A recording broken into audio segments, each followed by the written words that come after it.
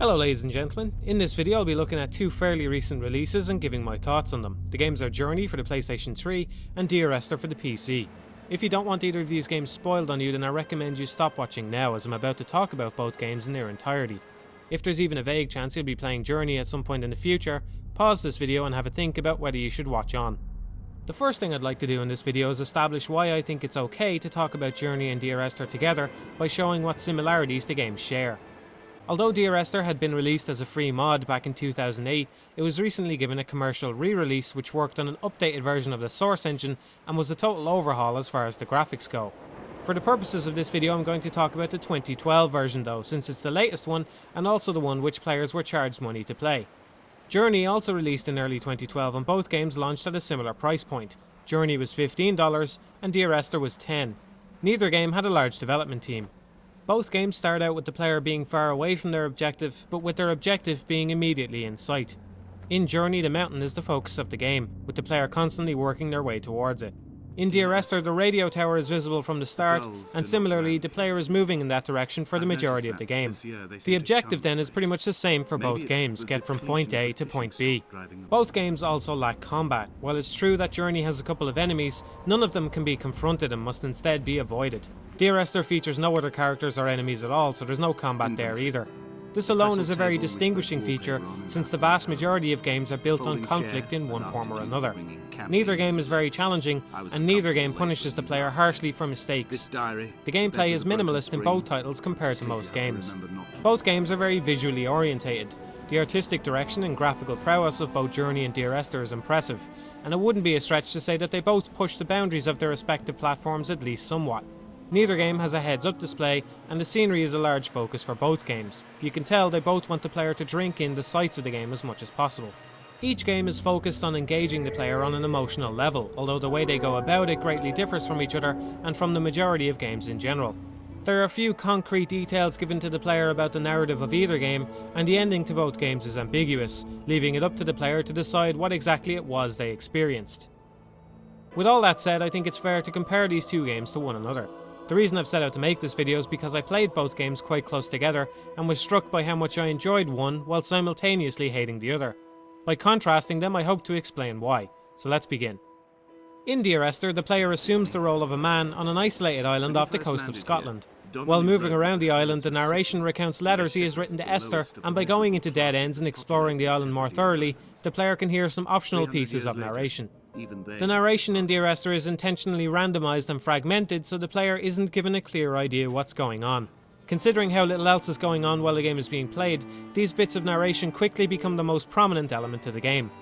On a basic level, I didn't feel like the narration was well written enough to warrant this kind of focus. Half of it is worded so obtusely that it sounds like a parody of itself. Dear Esther, I found myself to be as featureless as this ocean, as shallow and unoccupied as this bay, a listless wreck without identification. My rocks are these bones, and a careful fence to keep the precipice at bay. Shot through me caves, my forehead a mount. This aerial will transmit into me so. All overexposed, the nervous system, where Donnelly's boots and yours and mine still trample. I will carry a torch for you. I will leave it at the foot of my headstone. You will need it for the tunnels that carry me under. The prose here is so flowery that it draws attention to itself, and I couldn't help shake the feeling that a thesaurus had seen a fair amount of use during the writing stages. Ultimately, it sounds like something a self-indulgent teenager might write, although thankfully it's elevated a little by the excellent voice acting. Dear Esther is populated by a huge number of words. But it has become clear that there is a... It cannot be the chimney that delivered you. I collected all the letters I'd ever meant to send to you. Journey, on the other hand,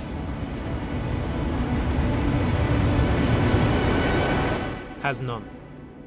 Not a single word is spoken over the course of the entire game. The cutscenes tell some history through pictures, and the story is advanced by the different scenarios the player encounters on their way through the game. I'm a big believer in the power of words. You might even say I'm a fan of them. I'm speaking to you with them right now, and believe me when I say, I actually find that a little amazing. The ambiguity of human language is both a blessing and a curse, and harnessing that for creative purposes can be wonderful. If you ask me what my ideal job would be, I might just tell you I'd like to be a computer game writer, and it's hard to get people to hire you for that if their game has no words. You can see then that I have no agenda against words. That said, Dear Esther has far too many fucking words. By the time the ending rolled around a mere hour after I had started, I was incredibly tired of listening to the overwrought narration. Nothing about it struck me as genuine, or brought me any closer to the emotional core of anyone involved in the story. It's incredibly hard to relate to any character in Dear Esther, because the narration seems almost obsessed with being as obtuse as possible. If only Donnelly had experienced this, he would have realized he was his own shoreline, as am I. Just as I am becoming this island, so he became his syphilis, retreating into the burning synapses, the stones, the infection. Both games feature some details hidden in the environments, but Dear Esther's never made much sense to me and once again just seemed to be trying too hard. The first one I, and probably most players, noticed was the symbol for ethanol in the lighthouse at the beginning. By the end of the game this makes a lot of sense, and it would have been fine as an isolated incident. The second one I noticed is the one which annoys me the most, the Fibonacci spiral near the start of the game. I never expected this to be resolved, and it wasn't. It feels as though someone threw it in just because it looks interesting, and I can't imagine any context the game would give to explain what relevance such a vague symbol could have on the events or why it's placed on the beach. It doesn't get much better after this either. There's also circuit diagrams, pictures of neurons, and passages of biblical text. You're not likely to understand any of the circuit or chemical diagrams at all, so these feel like they were chosen just because they look deep and visually appealing. You might defend these as a way to give the story depth, but to me they're worthless if you have to look them up online later to figure out what they're about. They add nothing to the game while it's in motion. The biblical passages are even more pretentious though because they're pointlessly obscured.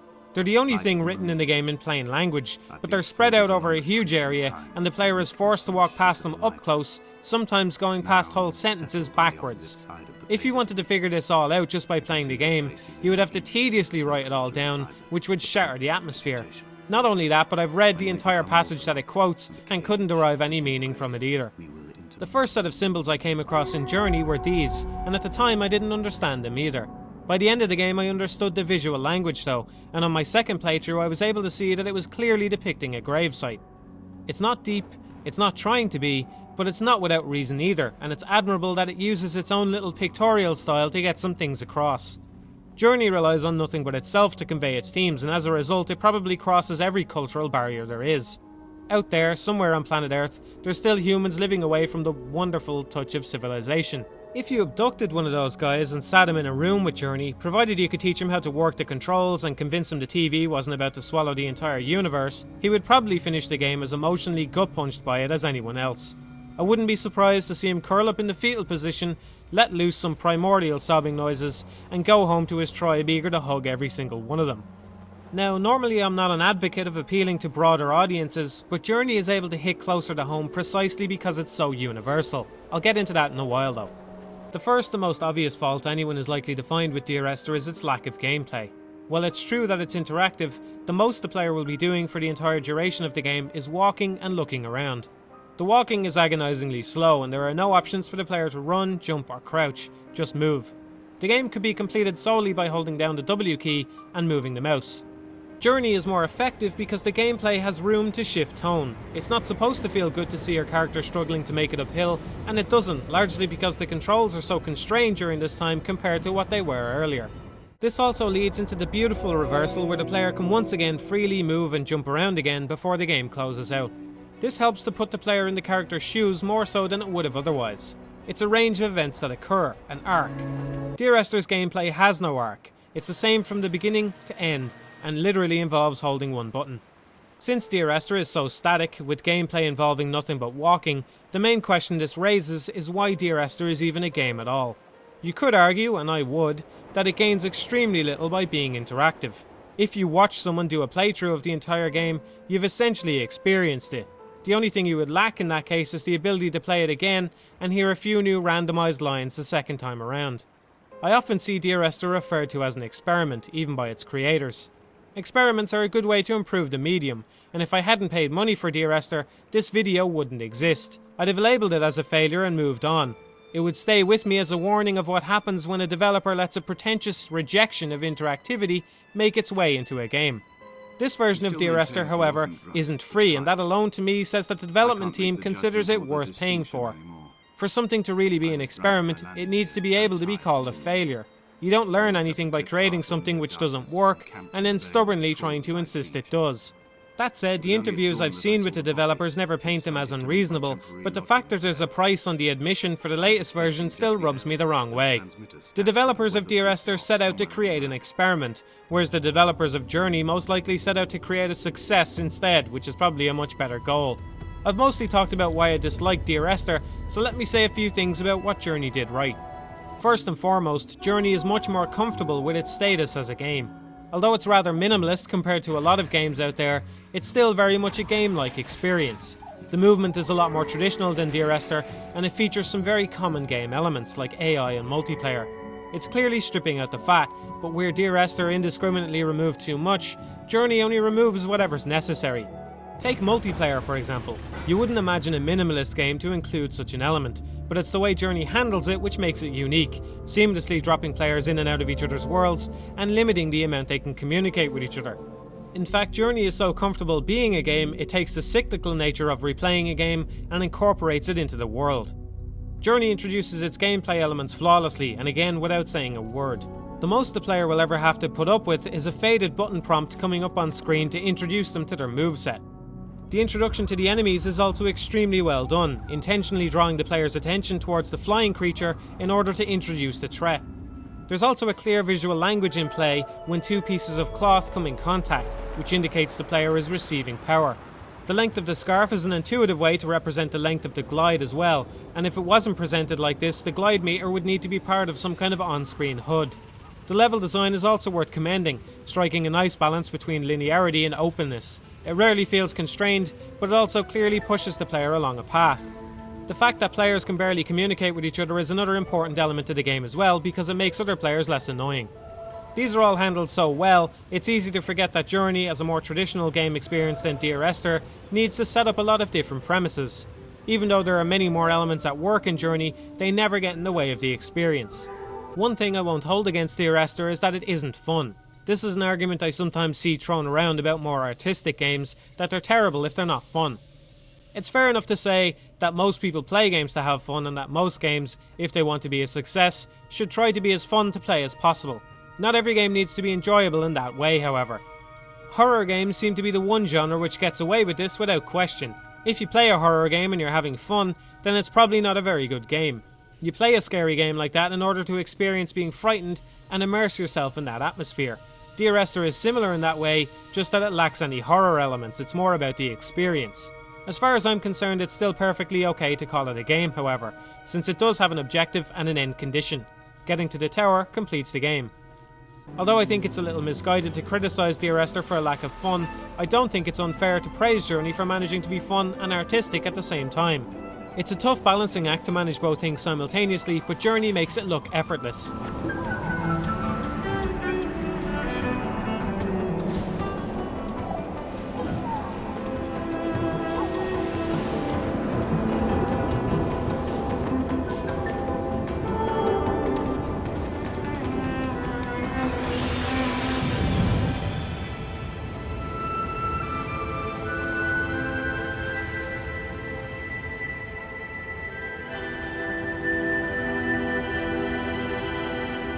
I mentioned earlier that both games have good visuals, but their styles are very different from one another.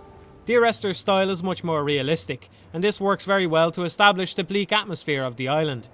It's the caves where Dear Esther puts its best foot forward though, and there are some parts of this area which had me in disbelief that my computer was actually outputting what I was seeing on screen. There's less gameplay and more linearity in Dear Esther than some tech demos though, so it's not too much to expect the graphics to be pretty good. Journey features a more stylized approach, and although it runs on a PS3 and thus has a lower resolution and frame rate than Dear Esther, for my money it will age a hell of a lot better. Dear Esther looks great now, but since it's mimicking real life it will inevitably become outdated a lot quicker.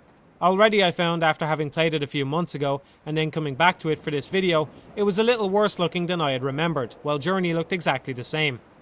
I would say this extends to the themes of the games as well. While Dear Esther is obviously about loss, which is a universal human experience, it's always vaguely going to be about a car crash on the M5. It's not that this is a particularly bad thing, lots of art reflects the modern world.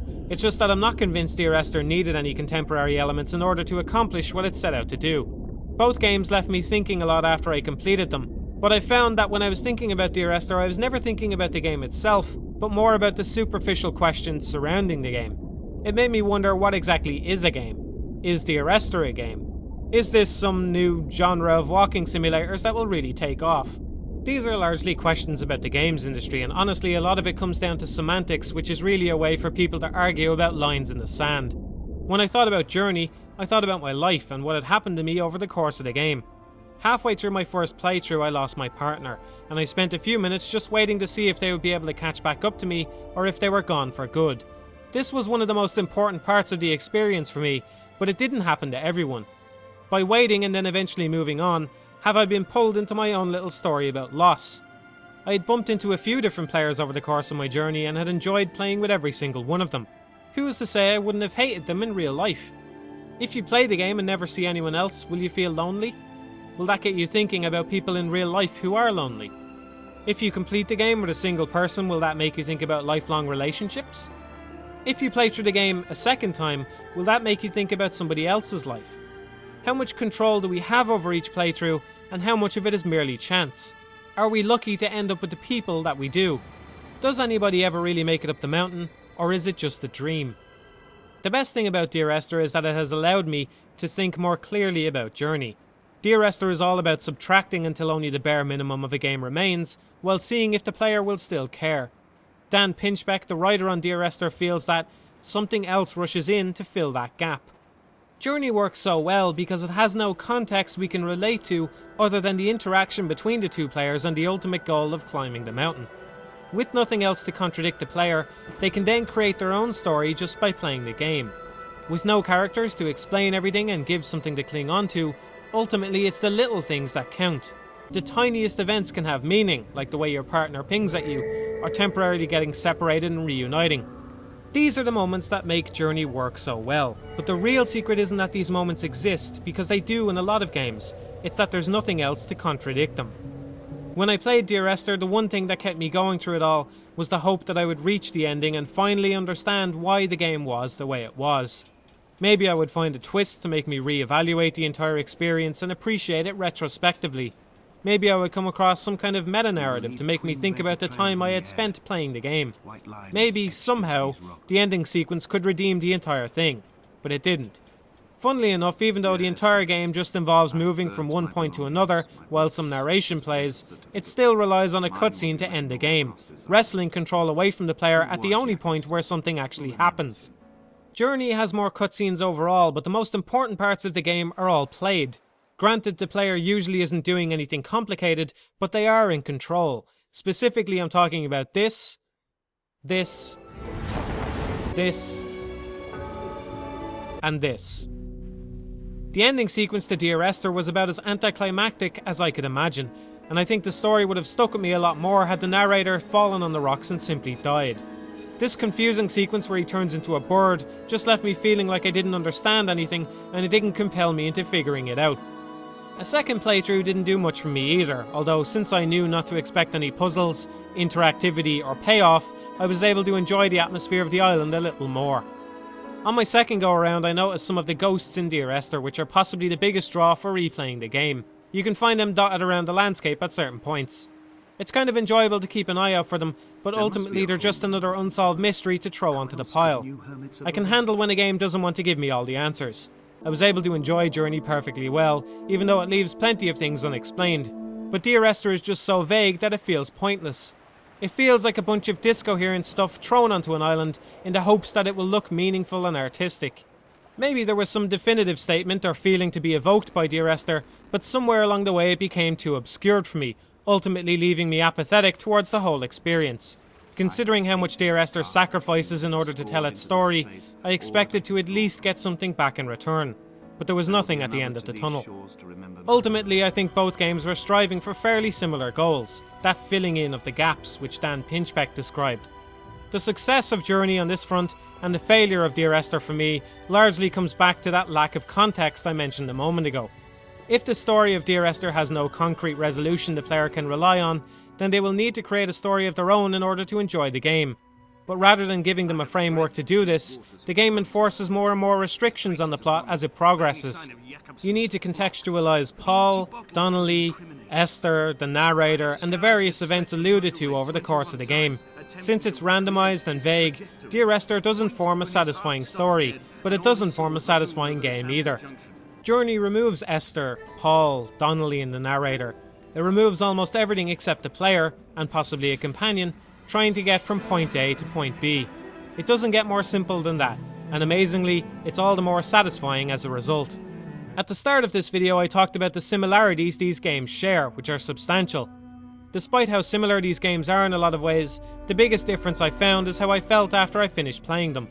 Journey left me satisfied, thinking very real thoughts about life and what it is to be human. Dear Esther just left me regretting the money I had spent on it.